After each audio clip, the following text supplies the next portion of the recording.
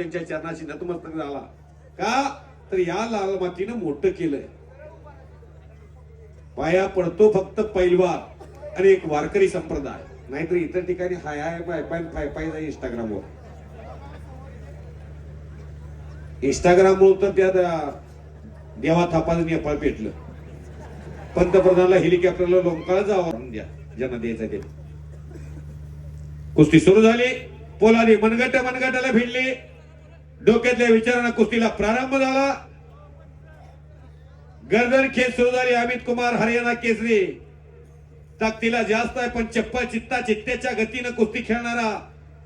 गेली 9 वर्ष झालं महाराष्ट्रात आणि देशात ज्या पैलवानं धुमाकूळ घातला, ज्याचा फॉर्म हिंदुस्थान मध्ये थांबवण्याचा अनेक जण प्रयत्न करतात. कुस्ती क्षेत्रातली पोकळी भरून काढणारा पैलवान. काळ राहीच नाही पैलवान. आपण देशातले सर्वश्रेष्ठ पैलवान आहात. कुस्ती करत असताना अशीच इंजुरी झाली हरियाणामध्ये 2 वर्षापूर्वी. जवळजवळ 2 कोटी रुपये सीजन सिकंदर शेखचा बुडाला. एका साईटला 15 लाख रुपये. 78चं नेतृत्व ऑलिम्पिकला केलेला पैलवान आहे. एखाद्याचा पराजय सांगितला म्हणजे अंगाला आग्या माहोळ चावल्यासारखं होतंय.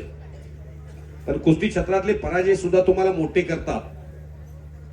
आज खऱ्या अर्थाने नवनाथ शिंदे यांनी जे कुस्ती मैदान आयोजित केलेलं आहे, हो सर नवनाथ भाऊ अगदी सुरुवातीपासून म्हणायचे, लोणंद नगरीत मी असं मैदान एकदा संपन्न करीन. महाराष्ट्र